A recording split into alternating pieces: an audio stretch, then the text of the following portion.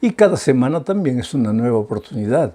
Esta semana, en la lección de la escuela sabática, vamos a hablar de un reino inconmovible, o sea, un reino que no pasa, no es un reino movible, un reino que se mueve, un reino que acaba. El reino que nos espera es un reino inconmovible, imperecedero. Y lo maravilloso de todo es que esa herencia que recibiremos, ese reino inconmovible, no será como recompensa o como un galardón porque nos hemos portado bien o porque hemos hecho las cosas como Dios quería. Simplemente será por gracia, por la gracia maravillosa de Jesucristo. Eso es lo que vamos a estudiar en la lección número 12 para el 19 de marzo del año 2022. El título de la lección es Recibir un reino inconmovible. Y para esto pues vamos a empezar con la primera parte leyendo el primer texto que está en Hebreos capítulo 12, versículo 22. Antes de leer el texto, quiero explicar que este texto describe la llegada de Jesús a los cielos después de haber resucitado para encontrarse con el Padre. Y se encontró con millares de ángeles. En fin, vamos a leer el texto y voy a ir explicando a medida que vamos leyendo. El texto dice así: ustedes, por el contrario, se han acercado al monte de Sión. ¿Por qué dice ustedes, por el contrario, se han acercado al monte de Sión? Porque él está hablando a los hebreos de su tiempo. Pablo está hablando a los hebreos de sus días, a los hebreos cristianos. Pero antes se estaba refiriendo a sus antepasados, aquellos que se acercaron al monte Sinaí. ¿Te acuerdas? Cuando Dios liberó a su pueblo de la esclavitud de Egipto, llegaron al monte Sinaí, Dios quiso hablarles, les pidió que se acercasen al monte, pero ellos tuvieron miedo. Le dijeron a Moisés: Moisés, tenemos miedo de que Dios nos hable, todo lo que quiera hablarnos, que te lo diga a ti, tú después nos lo dices a nosotros. Tuvieron miedo de acercarse al monte Sinaí. Había fuego, humo, truenos, relámpagos, porque la presencia de Dios es así. Y cuando el hombre está viviendo en pecado, cuando está alejado de Dios, pues tiene miedo de estar cerca de Dios. Eso fue lo que sucedió con Adán y Eva. Cuando pecaron, se escondieron entre los árboles porque tuvieron miedo de Dios. Antes del pecado no había miedo, porque Dios había creado al ser humano para que conviviesen juntos, para que caminasen juntos. Bueno, por esto, dentro de este contexto, es que Pablo les dice, vuelvo a leer el texto ahora. Dice, ustedes, por el contrario, se han acercado al monte de Sión. Ustedes, porque sus padres se habían acercado al Sinaí, pero ustedes se han acercado al monte de Sión, a la celestial Jerusalén. Y aquí ya viene un problema, nuevamente. Hombre, si ellos se acercaron al monte de Sión, ¿cómo es que se acercaron a la ciudad celestial de Jerusalén? ¿De qué manera? Vuelvo a repetir, a través del intermediario, a través del abogado, a través del sacerdote, a través de Cristo. No dije que este texto describe la llegada de Jesús al cielo después de su resurrección. Cuando Jesús llegó allá, fue como si nosotros hubiéramos llegado. Entiéndeme bien, no estoy diciendo que nosotros llegamos. Fue como si nosotros hubiéramos llegado, porque Jesús no se hizo un ser humano, no se hizo nuestro hermano, no se hizo de carne y hueso, no se hizo nuestro representante, nuestro abogado fiel. Pues ahora al llegar allá, estábamos como si fuese un edecán, estaba llegando, pero nosotros también estábamos llegando por la fe, en la esperanza. O sea, Jesús, la entrada de Jesús al cielo, a la presencia del Padre, es garantía de que un día nosotros también entraremos a la presencia del Padre. Sigo leyendo el texto. Ustedes, por el contrario, se han acercado al monte de Sión, a la celestial Jerusalén, ciudad del Dios vivo, y a una incontable muchedumbre de ángeles, a la congregación de los primogénitos que están inscritos en los cielos, a Dios, el juez de todos, a los espíritus de los justos que han sido hechos perfectos, a Jesús, al mediador del nuevo pacto, y a la sangre rociada que habla mejor que la de Abel. dice que nosotros en la persona de Cristo llegamos allá, al cielo, a la presencia del Padre. Millares de ángeles, los primogénitos. ¿A qué se refieren los primogénitos? Los que resucitaron, ahí estará pues Elías, Enoc, los que resucitaron por ocasión de la muerte de Cristo, en fin, todos ellos estarán allá, como representantes nuestros de que nosotros también un día llegaremos allá. Pero hay una parte que me preocupa, dice, ustedes se han acercado a los espíritus de los justos que han sido hechos perfectos. ¿Cómo espíritus? ¿Hay espíritus en los cielos? No. Enoc, carne y hueso. Moisés resucitado, carne y hueso. Elías, carne y hueso. No hay espíritus. Pero ¿por qué dice que al ir al cielo nos acercamos en la persona de Cristo? Claro, ya lo expliqué. Pero nos encontramos con espíritus de los justos. Es que aquí hay una figura de lenguaje, y esto es interesante. No hay tiempo para explicar cómo debemos interpretar la Biblia, pero te voy a hacer un ejemplo para que entiendas más o menos lo que está diciendo aquí. Nosotros usamos muchas figuras de lenguaje en nuestro día a día. Por ejemplo, llegas a la casa con hambre y le dices a la esposa, hijita, sírveme el almuerzo, que estoy muerto de hambre. Y la esposa podría responderte, ahora, si estás muerto, pues ¿para qué vas a comer? Ya estás muerto, porque los muertos ya no comen. No, pero es que yo no quise decir que estoy muerto. Entonces, ¿qué quisiste decir? Que estoy con mucho hambre. Pues entonces di que estás con mucho hambre, no digas estoy muerto de hambre. Pero es que ese muerto de hambre es una figura de lenguaje. Tú no puedes llevar eso en la literalidad. Y cuando aquí habla de los espíritus de los justos, está tomando una parte de la estructura humana, que es el justo, tiene una estructura humana. ¿Qué cosa? Pensamientos, su lado mental, emocional, su lado espiritual, su lado físico. Aquí está tomando solo el lado espiritual como representante de todo el ser humano. O sea, no está hablando aquí de espíritus, sino de los justos. ¿Y qué justos? Pues los justos que un día resucitaron y fueron vivos al cielo, o como Elías y Enoc, ya lo dije. Bueno, vamos a la segunda parte del estudio de esta semana bajo el título o el subtítulo, os habéis acercado a Dios, el juez de todos. En el texto que acabamos de leer, dice que nosotros nos acercamos al Dios, el juez de todos. ¿Quiere decir que hay un juez en el cielo? Sí, claro, aquí está Dios, el juez de todos. ¿Por qué? Porque no hay salvación sin juicio y no hay juicio sin juez. ¿Por qué no hay salvación sin juicio? Porque para salvarnos, querido, pues nuestra vida tiene que ser un libro abierto. Porque hay una cosa verdadera que nosotros no podemos ignorar.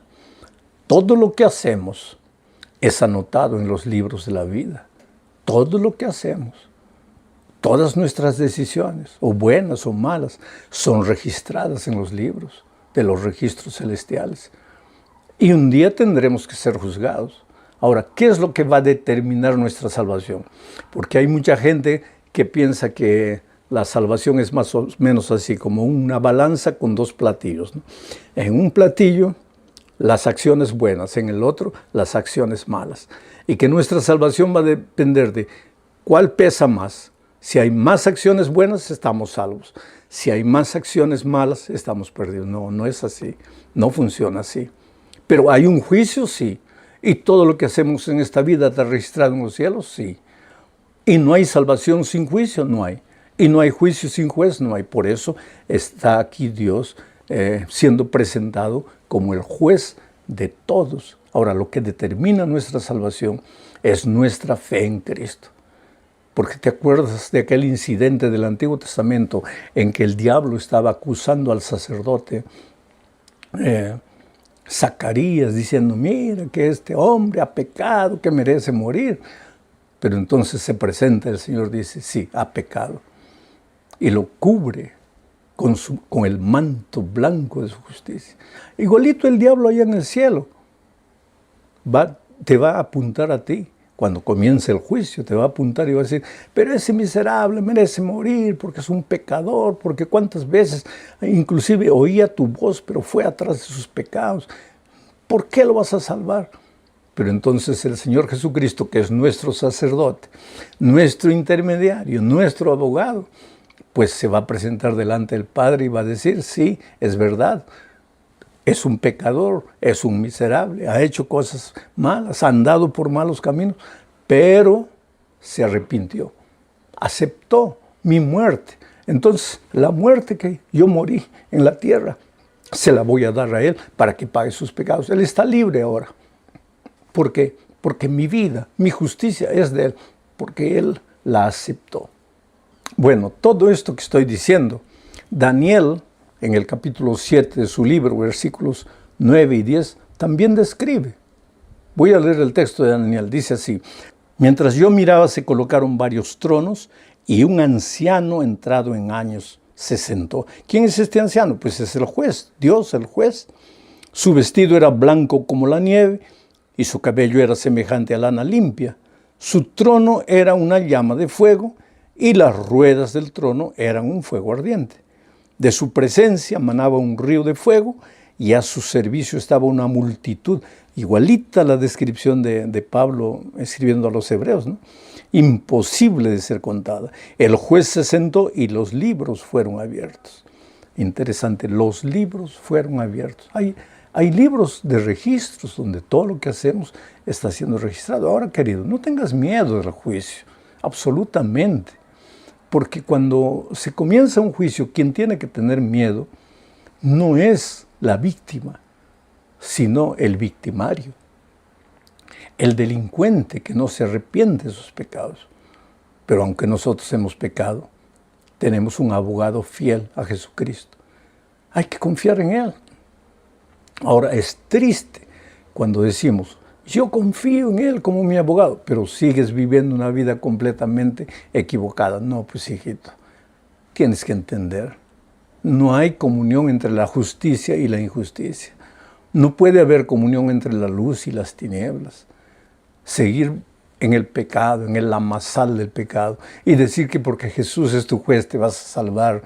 No puedes jugar de esa manera con la misericordia divina.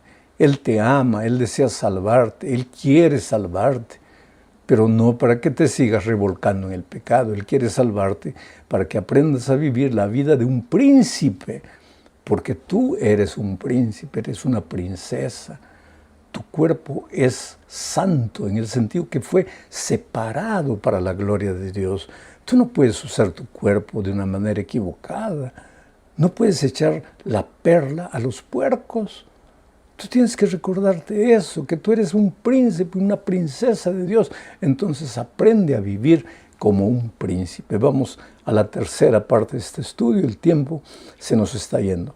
El subtítulo es Conmoverá el cielo y la tierra.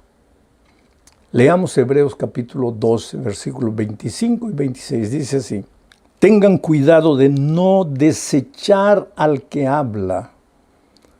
Si no escaparon los que desecharon al que los amonestaba en la tierra, mucho menos escaparemos nosotros si desechamos al que amonesta desde los cielos. En aquella ocasión la voz de Dios sacudió la tierra, pero ahora ha prometido: una vez más sacudiré no solo la tierra, sino también el cielo. De todo este versículo, lo que me impresiona es la palabra desechar. No deseches la palabra de Dios. Tú sabes que desechar no es rechazar. ¿Sabes lo que es desechar? Yo te doy un regalo. Si tú no me lo aceptas, tú no estás desechando mi regalo. ¿Cuándo es que desechas el regalo? Cuando yo te doy el regalo, tú lo aceptas. Pero cuando yo me voy, lo echas a la basura. Eso es desechar. Es menospreciar. Es no valorizar. ¿Y qué dice el texto aquí? No deseches la palabra de Dios. ¿Acaso los sábados cuando vamos a la iglesia no estamos oyendo la voz de Dios? Pero, ¿y cuando vamos a la casa y durante la semana hacemos lo que hemos escuchado de la voz de Dios, de la palabra de Dios? ¿O desechamos la palabra? Quiere decir, la recibimos. Y cualquiera que nos ve el sábado cantando, emocionando, diciendo amén, puede decir, pues qué maravilloso está recibiendo la palabra de Dios. Y durante la semana, esa palabra norma nuestra vida, dirige nuestra vida, inspira nuestra vida, o la echamos a la basura y vivimos como si no hubiéramos conocido a Dios. Eso es lo que quiere decir aquí cuando dice, no deseches la palabra de Dios. Y dice que cuando Dios habla, los cielos y la tierra son sacudidos. Aquí se habla de la solemnidad, de la santidad, de la soberanía divina. Ahora lo que me impresiona es que ese Dios soberano, todopoderoso, ese Dios que cuando habla los cielos y la tierra y los montes tiemblan, ese Dios se acerca a mí como un Padre de amor. Quiere decir, aquí hay dos cosas. Al mismo tiempo que debo respetarlo y reverenciarlo y adorarlo como mi Dios, debo aceptarlo como mi Padre. A Jesucristo como el Dios hecho carne para ser mi hermano y caminar conmigo. Qué Dios maravilloso tenemos. Vamos a la siguiente parte de nuestro estudio, hablando de un reino inconmovible. Ya dijimos que en esta tierra todo pasa. Todo se va, todo se gasta, la juventud se va, la salud, los años. Pero nuestra herencia es un reino inconmovible. Ahora, querido, tú puedes decir, sí, pero todo eso, ¿qué pruebas tenemos? Tal vez no tengamos pruebas así que se puedan tocar, pero la palabra de Dios permanece para siempre. Y sabes, es en la hora de la angustia, es en la hora del dolor, de la soledad, cuando tú realmente puedes palpar la palabra de Dios, las promesas de Dios. Ustedes saben que hace algunas semanas yo pasé por un momento difícil en mi vida. Sabes que yo siempre decía, y siempre prediqué diciendo que yo no tengo miedo a la muerte, que el Señor puede llamarme a la hora que quiera. Pero también siempre me pregunté, ¿y cómo será cuando llegue el momento? Porque estando bien de salud, cualquiera dice, no tengo miedo a la muerte. Y cuando llega el momento de morir, pero yo me vi frente a frente con la muerte. Yo pensé que llegó el momento de mi descanso y no tuve miedo. Pero en ese momento me agarré de la palabra de Dios. Pero no me agarré de la palabra de Dios para decirle, Señor, sáname, sino, Señor, que tu voluntad sea soberana en mi vida. Y eso es lo que sucedió.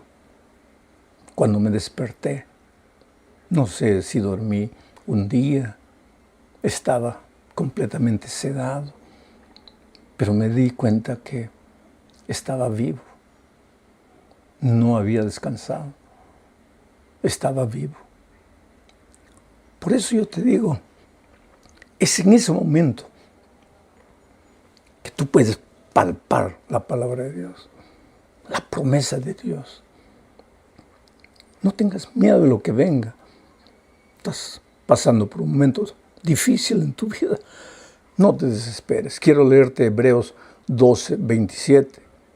Dice, y esta frase, una vez más, significa que las cosas movibles, es decir, las cosas hechas, serán removidas para que permanezcan las invisibles. Oh, querido, cuando Cristo venga, todo esto va a acabar. Este mundo es pasajero.